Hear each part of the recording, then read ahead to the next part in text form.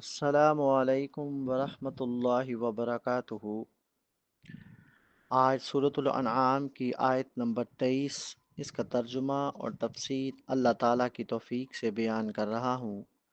اللہ تعالیٰ سے دعا ہے کہ اللہ تعالیٰ مجھے حق سچ بات کہنے کی توفیق عطا فرمائے۔ اعوذ باللہ من الشیطان الرجیم۔ ثم لم تكن فتنتهم إلا أن قالوا والله ربنا ما كنا مشركين۔ ثم پھر، لم نہیں، تکن ہوگا، فتنتهم عذر ان کا، الا سوائے اس کے، ان یہ کہ، قالو وہ کہیں گے، واللہ قسم ہے اللہ تعالیٰ کی، ربنا ہمارے رب کی، ما نہیں، کدنا تھے ہم، مشرکین مشرک۔ ثم لم تکن فتنتهم الا ان قالوا واللہ ربنا ما كنا مشرکین۔ پھر ان کا اس کے سوا کوئی عذر نہ ہوگا کہ وہ کہیں گے قسم ہے اللہ ہمارے رب کی، ہم مشرک نہ تھے۔ حشر کے میدان میں مشرکوں کا جو حال ہوگا اس کی وضاحت اس آیت کی روشنی میں ایسے ہے۔ ثم لم تکن فتنتهم، پھر ان کا کوئی عذر نہ ہوگا، اب ان کے لیے فتنہ نہ رہے گا، یعنی حشر کے میدان میں حقیقت کے سامنے آنے کے بعد فتنہ یعنی عذر واضح ہو جائے گا۔ ثم لم تکن فتنتهم، پھر ان کا کوئی عذر نہ ہوگا، اب ان کے لیے فتنہ نہ رہے گا، یعنی حشر کے میدان میں حقیقت کے سامنے آنے کے بعد فتنہ یعنی عذر واضح ہو جائے گا۔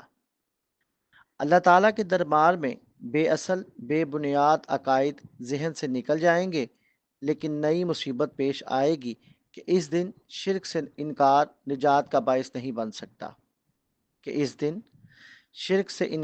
نجات کا باعث نہیں بن سکتا، کیونکہ وہ عمل کا نہیں بلکہ فیصلوں کا دن ہوگا۔ الا ان قالوا واللہ ربنا ما كنا مشرکین، اس کے سوا کہ وہ کہیں گے کہ قسم ہے اللہ ہمارے رب کی ہم مشرک نہ تھے۔ مشرک عذر کے طور پر جھوٹی قسم کھائیں گے کہ ہم مشرک نہ تھے۔ حشر کے میدان میں فطرت پر پڑے ہوئے پردے ہٹ جائیں گے اور انسان کا شعور شرک کی حقیقت کو پا لے گا۔ اس وجہ سے مشرک اپنے ماضی سے کٹ کر اللہ تعالیٰ کی عظمت، اللہ تعالیٰ کی وحدانیت کا اعتراف کر لیں گے، لیکن یہ کام وہ تب کریں گے جب اقرار مفید نہ ہوگا۔ جزائے اعمال کے دن اعترافات فائدہ نہ دیں گے۔ اے اللہ تیری توفیق سے آج سورۃ الانعام کی آیت نمبر 23، اس کا ترجمہ اور تفسیر بیان کی۔ اے اللہ اس کو اپنی بارگاہ میں قبول و منظور فرما۔ اے رب کریم اس کو بیان کرنے میں اگر کوئی کمی کوتاہی غلطی ہو گئی ہو تو اس کو اپنے فضل سے، اپنے کرم سے، اپنی رحمت سے معاف فرما۔ اے اللہ ہم سب کو حق کی صحیح پہچان نصیب فرما۔ اے اللہ ہم سب کے لیے حق پہ چلنا آسان فرما دے۔ اے اللہ قبلہ اول مسجد اقصی فلسطین کے مظلوم مسلمانوں کی بھی مدد فرما۔ اے اللہ فلسطین کے مجاہدین کی مدد فرما۔ اے اللہ فرشتوں سے ان کی مدد فرما۔ اے اللہ انہیں صبر جمیل عطا فرما اور اجر عظیم عطا فرما۔